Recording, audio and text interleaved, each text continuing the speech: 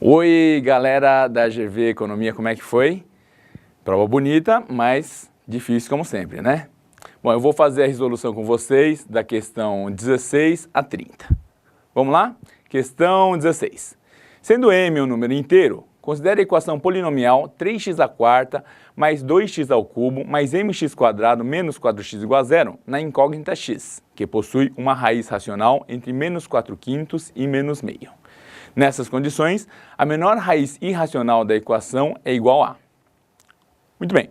Antes de partirmos para a resolução em si, vamos lembrar de duas coisas. Primeiro, eu posso fatorar este polinômio, colocando x em evidência, e aí você já tira uma raiz x igual a zero, e possibilitamos, então, nós podemos trabalhar com a equação do terceiro grau, né? Então, vai ficar 3x² mais 2x² mais mx menos 4 igual a zero. Ok? Segundo, temos o teorema das raízes racionais, que diz o quê? Que se existir uma raiz racional neste polinômio, você deve pegar divisores do último sobre divisores do primeiro. Como o enunciado diz que existe uma raiz racional entre menos 4 e menos meio, a gente pode descobrir que raiz racional é essa. Vamos lá? Muito bem.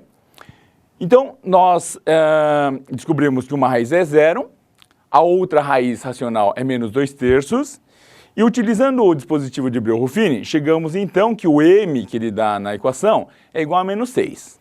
Ou seja, daí tiramos que 3x² menos 6 igual a zero, o que vai me dar x igual a mais ou menos raiz de 2. Como ele quer a menor raiz irracional, ela é menos raiz de 2. Ok? Alternativa B de bolinha. Questão 17. Arestas opostas de um tetraedro são arestas que não têm ponto em comum. Um inseto anda sobre a superfície de um tetraedro regular de aresta 10 centímetros, partindo do ponto médio de uma aresta e indo para o ponto médio de uma aresta oposta à aresta de onde ele partiu. Se o percurso foi feito pelo caminho mais curto possível, então o inseto percorreu a distância em centímetros igual a... Muito bem. Na resolução, olha só. Se planificarmos duas faces aí do tetraedro, você vai ver que o segmento que une os pontos médios, MN, é exatamente igual à aresta, tem a mesma medida da aresta. Nós tiramos então que o MN é igual à aresta AC, que é igual à aresta BD, que é igual à aresta do tetraedro, 10 centímetros.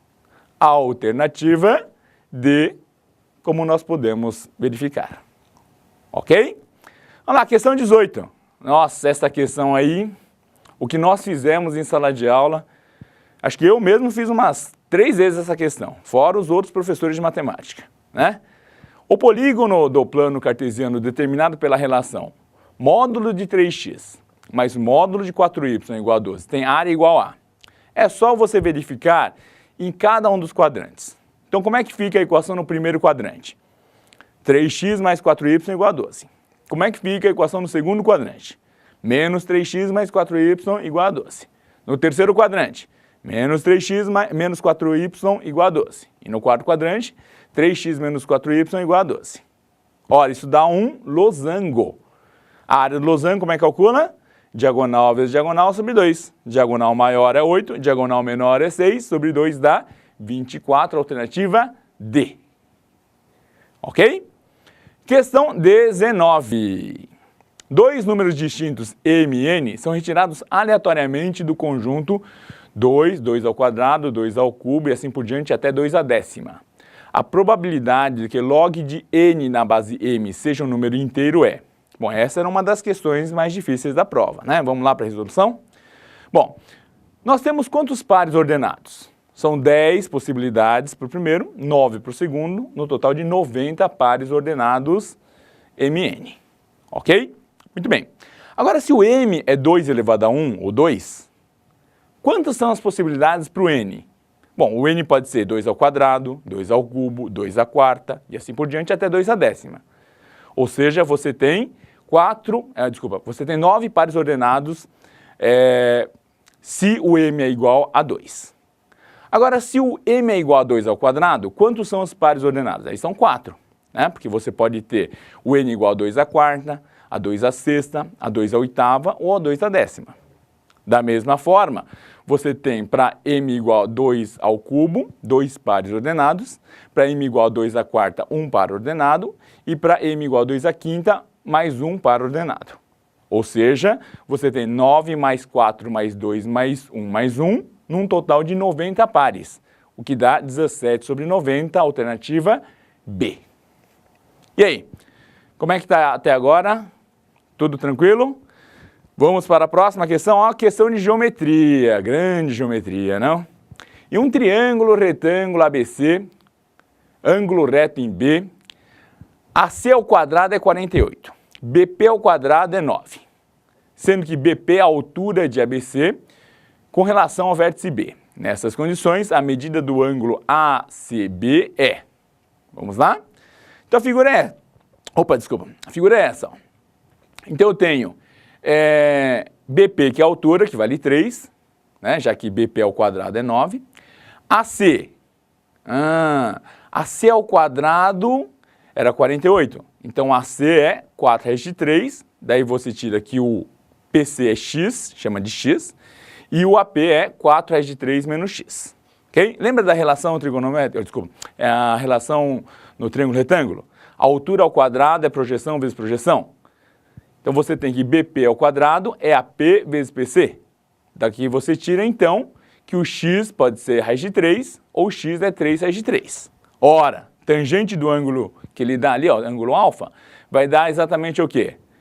Ou vai dar raiz de 3 ou raiz de 3 sobre 3.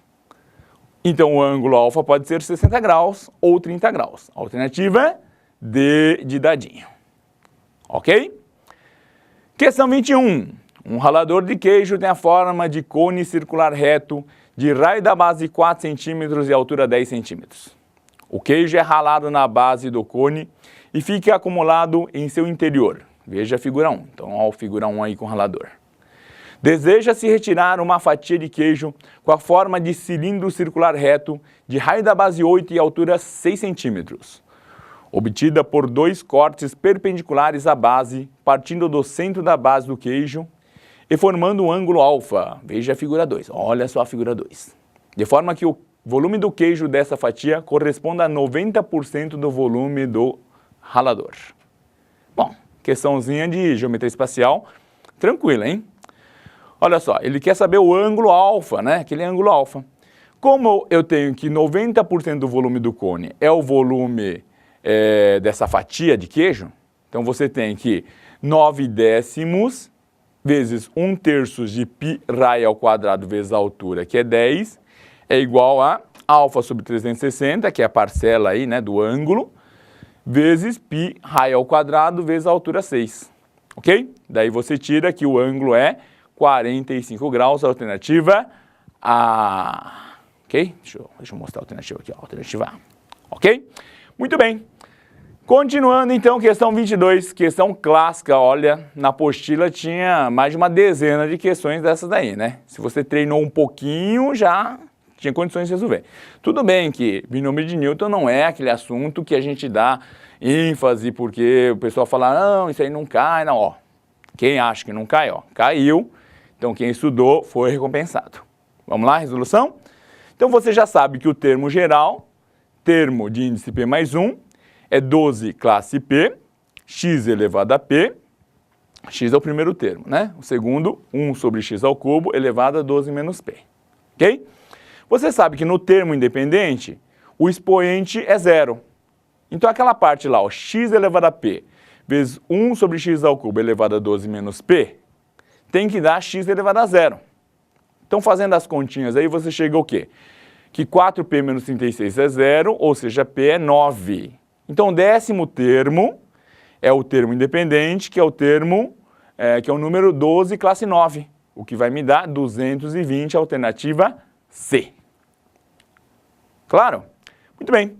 Questão 23. Duas pessoas combinaram de se encontrar entre 13 horas e 14 horas, no exato instante em que a posição do relógio dos minutos do relógio coincidisse com a posição dos ponteiros das horas.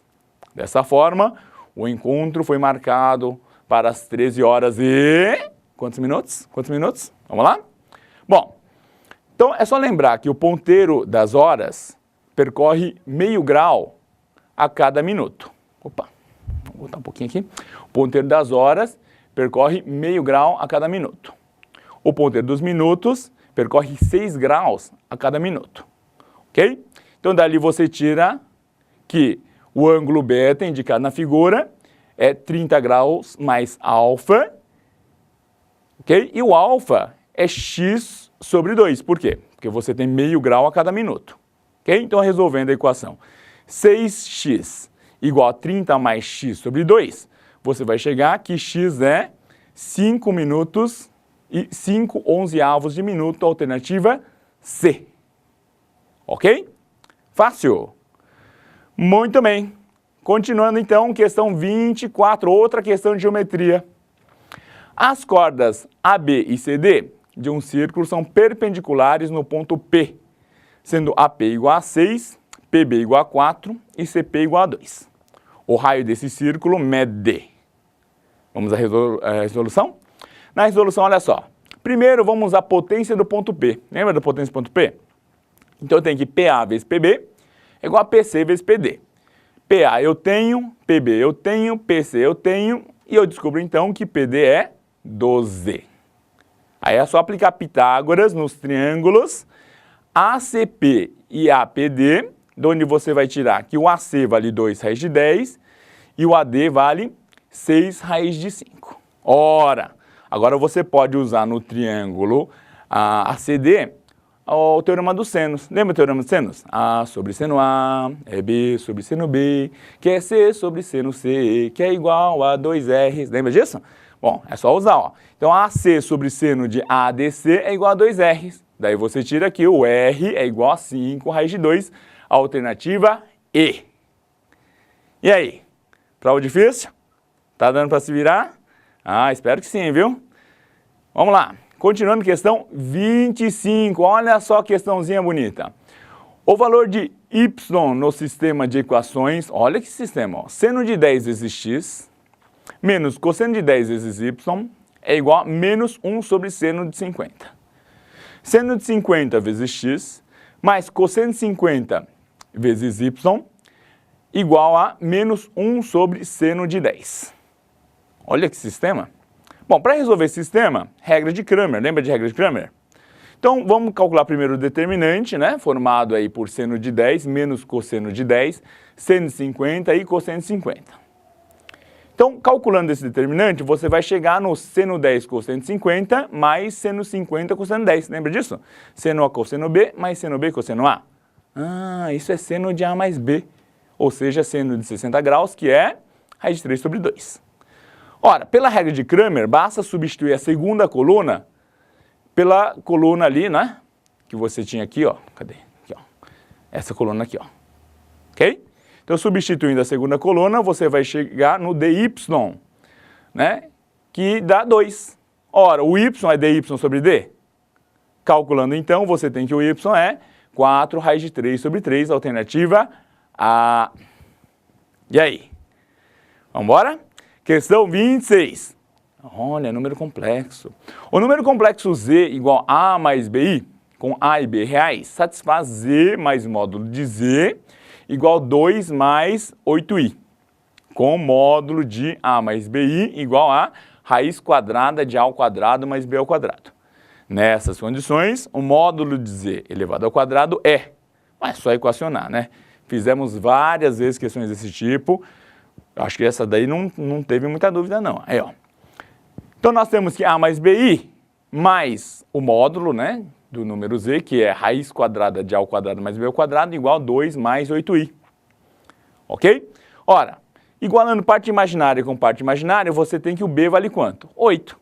Se o b vale 8, substitui na primeira equação e você tem a igual a menos 15. Ora, o módulo de z ao quadrado é 8 ao quadrado somado com menos 15 ao quadrado, que dá 289. Alternativa... Opa, cadê a alternativa aqui? Alternativa E. Ok? Muito bem. Questão 27. Um total de n famílias, com n diferente de zero, foram questionadas sobre quantos aparelhos eletrônicos possuem na cozinha de sua residência. Todas as famílias responderam corretamente a pergunta. Os dados tabulados são. Então, olha só o que eles conseguiram encontrar. Ó. Então, você tem 12,5% das famílias com nenhum aparelho. Nenhuma família tem um aparelho na cozinha. Metade das famílias, 50%, tem 2 aparelhos eletrônicos na cozinha. E assim por diante. Ok? De acordo com os dados, o menor valor possível de N é... Muito bem. Ora, perceba que 12,5% é 1/8. 50% é meio, 25% é 1/4. E então você tem que o mínimo múltiplo comum entre os denominadores é 8. Ora, como você tem que ter uma razão inteira, o N é múltiplo de 8. Então, você tem o menor valor, que é 8. Alternativa C. Tranquilo? Muito bem. Continuando, então, questão 28. O país fictício Troll possui uma moeda denominada TOL, cuja abreviação é TLS cifrão. Né? As casas de câmbio no Brasil compram um TOL por R$2 e vendem esse mesmo TOL por R$2,40. Já as casas de câmbio em TROL compram R$1 por 42 centavos de TOL e vendem R$1 por 52 centavos de TOL. Desconsiderando taxas e impostos e admitindo ser possível o câmbio de qualquer fração de dinheiro para um turista brasileiro que pretende trocar reais por TOLs na ida da viagem, ou seja, a operação A, e TOLs por reais na volta, operação B, será mais vantajoso fazer o quê? Vamos ver? Operação A. Então vamos pensar o seguinte, no Brasil, R$2,40 compram um TOL. Em TROL, né, no país TROL, R$1 compram 42 centavos de TOL. Ora, isso significa que R$2,40 representam 42 centavos de TOL vezes 2,40, ou seja, dá 1 TOL e 8 milésimos de TOL. Ora, no Brasil ele tinha o quê? R$2,40 comprando 1 TOL. R$2,40 comprando 1 TOL. Em TROL você tem R$2,40 comprando 1 TOL e 8 milésimos de TOL. Então, onde que é mais vantajoso? A operação A. A operação mais vantajosa é no país TROL, ok? E a operação B? Vamos fazer a mesma coisa. Ó. No Brasil, você tem 1 TOL comprando R$2. Ou seja, 52 centavos de TOL vão custar R$2 vezes 0,52, que dá R$1,04. Ora, em TROL, 52 centavos de TOL equivale a R$1. Então, onde que é mais vantajoso a operação B? No Brasil. Isso dá, então, a alternativa B de bolinha. Difícil essa questão, né? Essa é uma questão difícil, ela confunde bastante. Mas acredito que você tenha conseguido fazer, viu? Vamos lá? 29. Acredita-se que na Copa do Mundo de Futebol em 2014, no Brasil, a proporção média de pagantes nos Jogos do Brasil entre brasileiros e estrangeiros será de 6:4. Nos Jogos da Copa em que o Brasil não irá jogar, a proporção média entre brasileiros e estrangeiros esperada é de 7:5, respectivamente. Admita que o público médio nos Jogos do Brasil seja de 60 mil pagantes e nos demais jogos de 40 mil pagantes. Se ao final da Copa o Brasil tiver participado de 7 jogos, num total de 64 jogos do torneio, a proporção média de pagantes brasileiros em relação aos estrangeiros no total de jogos da Copa será, respectivamente, de 154 para... Olha que enunciado longo. Mas não é difícil, vamos lá? Olha só, nos Jogos do Brasil, você tem o quê? 6 brasileiros para cada 4 estrangeiros. Como os Jogos do Brasil têm 60 mil pagantes, você vai ter, então, 36 mil brasileiros e 24 mil estrangeiros. Nos demais jogos, a proporção entre brasileiros e estrangeiros é 7:5. Em jogos com 48 mil pagantes, você vai ter, então, 28 mil brasileiros e 20 mil estrangeiros. Ok? Muito bem.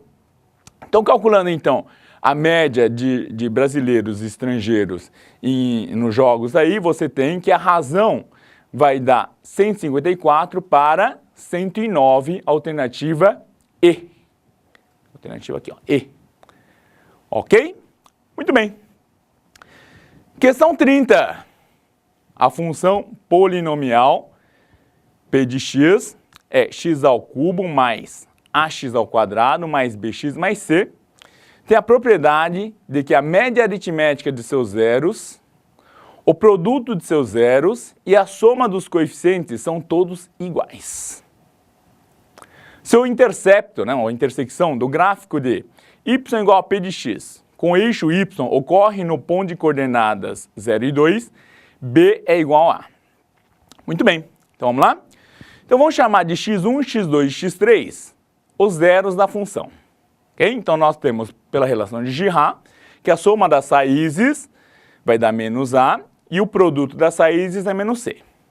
Ora, ele fala que a soma dos coeficientes é a mesma, ou seja, a soma dos coeficientes será 1 mais a mais b mais c, que é menos a sobre 3, e 1 mais a mais b mais c igual a menos c, da onde eu tiro então que a igual a 3c.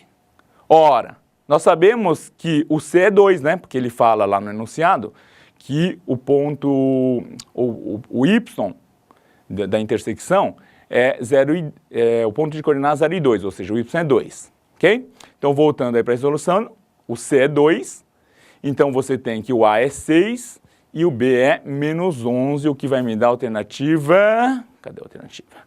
Alternativa E, ok? Então, espero que vocês tenham tido uma boa prova, apesar dessa prova difícil, como sempre, da Economia GV, né? E que vocês tenham bastante sucesso. Tchau, até a próxima.